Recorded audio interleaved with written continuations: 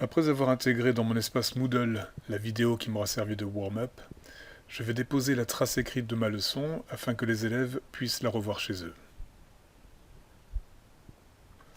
Cette trace écrite peut prendre la forme d'un fichier Word, PDF, Excel, etc. Si vos cours sont sous forme de diaporama, il vaut mieux dans ce cas les convertir au format PDF qui sera beaucoup plus léger avant de les déposer sur votre plateforme. Cela pour éviter que les élèves ne passent 5 minutes devant un écran vide à attendre que le téléchargement se fasse. Voici le diaporama que je veux mettre en ligne. Il est trop lourd pour être mis sur la plateforme Moodle, donc je vais le convertir au format PDF en l'enregistrant sous un autre format, donc en modifiant le type de fichier ici. Voilà le résultat. On perd les animations du diaporama en cours de route, bien sûr, mais les élèves ayant assisté au cours s'y retrouveront tout à fait. De retour sur ma page Moodle, j'active le mode édition. Les outils réapparaissent. En dessous de ma vidéo, j'active l'option « Ajouter une activité ou une ressource ». Cette fois-ci, c'est un fichier que je vais ajouter.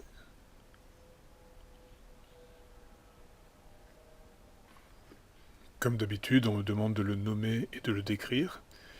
Il s'appellera « How to describe a visual document ». Je peux ensuite entrer une description écrite du contenu. En ce qui me concerne, je préfère ajouter une petite image qui indique à mes élèves qu'il s'agit du cours à réviser. Pour cela, je clique sur « Afficher les outils d'édition » et j'insère mon image. Ne pas oublier ensuite de cocher la case « Afficher la description » sur la page du cours. Je vais maintenant uploader mon fichier PDF, soit en faisant glisser-déposer depuis le bureau, soit en cliquant sur l'onglet « Ajouter ».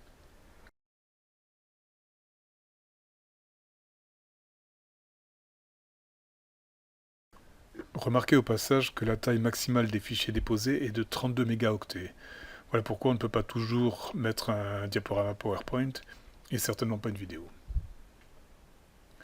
En ce qui concerne les options de paramétrage en bas de page, je vais m'intéresser qu'à la première intitulée Apparence et je vais choisir l'option Fenêtre surgissante. J'enregistre et je reviens au cours. Sur ma page de cours, l'élève repérera tout de suite ce qu'il a à réviser grâce à l'illustration. En cliquant sur le titre, il fera surgir une nouvelle fenêtre dans laquelle il pourra relire son cours.